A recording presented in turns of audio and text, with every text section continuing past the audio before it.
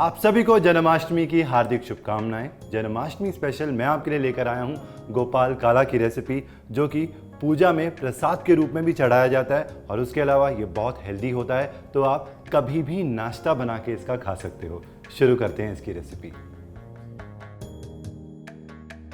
गोपाल काला बनाने के लिए सबसे पहले हम लेंगे यहाँ पर पोहे, और पोहे को अच्छे से वॉश कर लेंगे।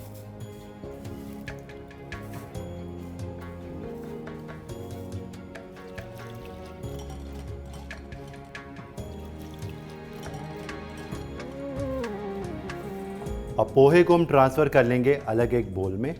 1 कप पोहे थे तो यहाँ पे 1 कप मैंने ली हैं खील मखाने, ये इसमें जाएंगे। अब इसके अंदर जाएगी 1 कप फिटी हुई दही, मिक्स कर लेंगे। दही को अच्छे से मिक्स करके इसमें जाएगा कुकुम्बर यानी कि खीरा बारीक कटा हुआ, और साथ ही में अनार के दाने। अब इसमें जाएगा नमक स्वाद अनुसार। अगर आप व्रत के लिए बना रहे हो तो इसके अंदर आप सेंधा नमक ऐड करना। और साथ ही में दही की खटास को बैलेंस करने के लिए जाएगी 1 चम्मच चीनी।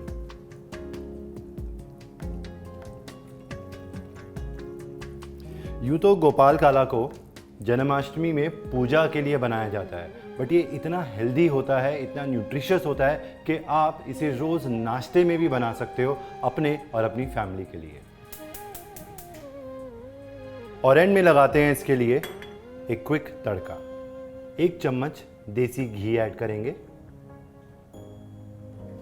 और घी को अच्छे से गर्म कर लेंगे। पहले घी गर्म होने के बाद इसमें जाएगा 1 टीस्पून जीरा, और जीरा तड़कते ही ऐड करेंगे कटी हुई हरी मिर्चें।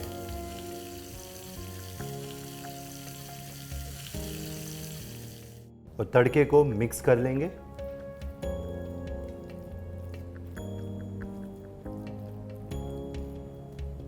अब इसके अंदर ऐड करेंगे हाथ से ही इस तरीके से तोड़ के धनिए की पत्तियां।